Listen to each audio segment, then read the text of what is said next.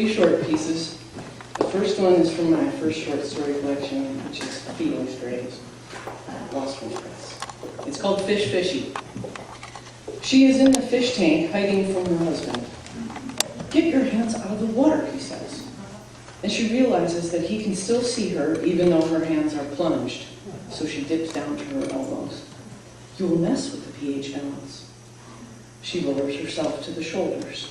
The water is cool, and bubbles float toward her from the treasure chest. The catfish taps by her fingers, and the water smells like fish tank. "I just cleaned it." He pulls aside her hair that floats along the top. "Seaweed, sweetie," he says. "You can't fit in there. This is only a 20-gallon tank." And she tastes the water on her bottom lip, wet, slightly rank. "Don't drink from the aquarium, please." Her eyes are submerged and marbled in the back mirror. Hair wavers past. With a dry foot, she pushes off her husband's leg and is entirely in the tank. Her clothes hold her down, so she pulls them off and throws them over the edge, where she can see her husband catch them and hang them by the fireplace. He is large and blurry through the glass and holding a net. She breaststrokes through the fern and slides beneath the shipwreck. The catfish opens his mouth and closes it. He opens, closes it. She does the same, reaching toward his whiskers. And above she can hear, "Come on, hon, come on, I apologized, didn't I?" And the net swishes by.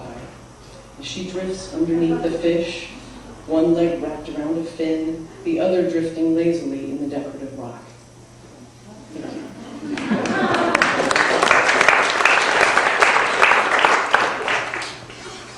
Two more short ones. These are from my second collection that just came out about 2 weeks ago, called Surrounded by Water with Press 53. I'm trying to decide which one to read first. Okay, I think I know. The removal of oneself from corporate identity. With the jaw of a mountain goat, one of the many managers declares from behind the block-wide walnut desk how dark chocolate is simply orgasmic.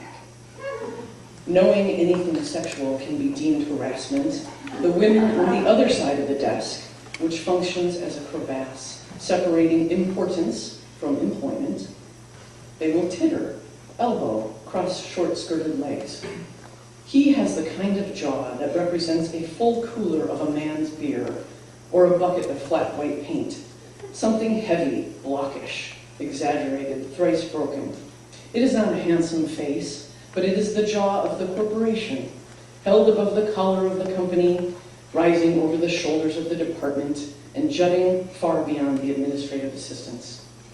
Later, when he leaves for a meeting, his words will be repeated as in, "You, dear, are simply orgasmic." The afternoon will become one of unusual office hilarity. The women will feign bliss while filling out memos. They will simulate rapture while filing forms. They will ooze in faux ecstasy while sipping their afternoon espressos. And by the time he returns from his meeting, which is most likely a nap or a shopping trip to Big Five, the women are spent, having climaxed all afternoon. They will be robotically typing, returning phone calls in patient yet weary voices, shoes off under the desk, toes idly touching each other. Jackets rest on the back of chairs away from softly stained armpits, and the tray of cookies will display a halvesy, torn tinfoils and crumbs. The boss will have missed everything.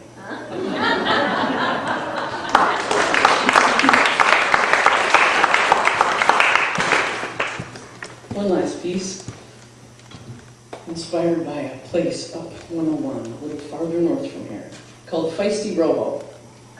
Just one country store where a gray dog and perpetually pregnant cat snuggle in a chair outside the screen door. Everyone local knows this place. Coastal low mountains, no real town to speak of. Miles of black hills silhouetted by a clear night sky. Snow in winter, a smattering of houses, a lonely winding highway. There it is, in the middle of those hills, jutting like a well-lit shelf, the casino, as bright, as glowing, as out of place as a topless dancer in a children's library. Know that place? We arrive on horseback, dressed in camouflage. We are fragrance-free and carry walkie-talkies. We are as efficient as a SWAT team, and we've executed this type of project before. First we spread out, canvass the surroundings, line up, heave-ho, pull the plug. The coastal low mountains complete. Dark from here to there, the only interruption, a homey house light or two on every ridge or so. It is remarkable how much better we can smell in the dark. The stars, the casino neighbors cry, who have not seen the dippers from their backyards in years. They whisper, the moon, it's so white, so round. The mouths of the bus drivers are duct taped as we load the grumbling gamblers and deliver them back to Chinatown. With no time to explain complications and considerations to the new guys, because we've had this set up months ahead of time, by midnight we bulldoze the tiered parking lot. We plant a grove of redwoods. We transplant mature oaks, bring in a truckload of squirrels, a deer family, 3 spotted owls. The block-wide casino tent is hauled off, destined as an anonymous gift for a preschool UV playground shelter. The gamblers toss litter from the bus windows, lining the freeway with plastic cups and empty debit cards to make sure they can find their way back. This is their only retort, and one we already expected. A crew disguised as county workers shuffles the debris into orange bags. The machines, ka-ching, ka-ching, are empty, bucket brigade style, one by one into a barrel. We will turn this change into Benjamins to fund our next operation. Before we can congratulate ourselves, every single man-made thing left on the grounds is dismantled and sent to our paid-off auto crusher. And when the last truck rumbles away, a code word spreads, mountain. The matriarch of our mission, the mother of feisty Rojo, our imprisoned leader, emerges for a speech. This is her first appearance since his arrest. She materializes from the trees as thin and wispy as lichen, and when she mentions the humble beginnings, the story we all know, how feisty Rojo was the Robin Hood of late fees at Blockbuster Video. We cheer, we scream until her arthritic hand rises, and by the time she leads us in the chant, save our planet one by one, most of us are crying. What a party we had. The dancing, the howling, a bonfire, more face paint, throwing of mud clods, tearing of clothes, running through the sprinkler. And around dawn, pausing for breakfast, we eye, out of breath, the rows of grapevines in the valley, the dry dirt paths between them, those almost as wide as the Jeep dirt paths where nothing at all grows. Calculating how long it would take us to restore a forest, and placing bets on how much water we could save. Thank you.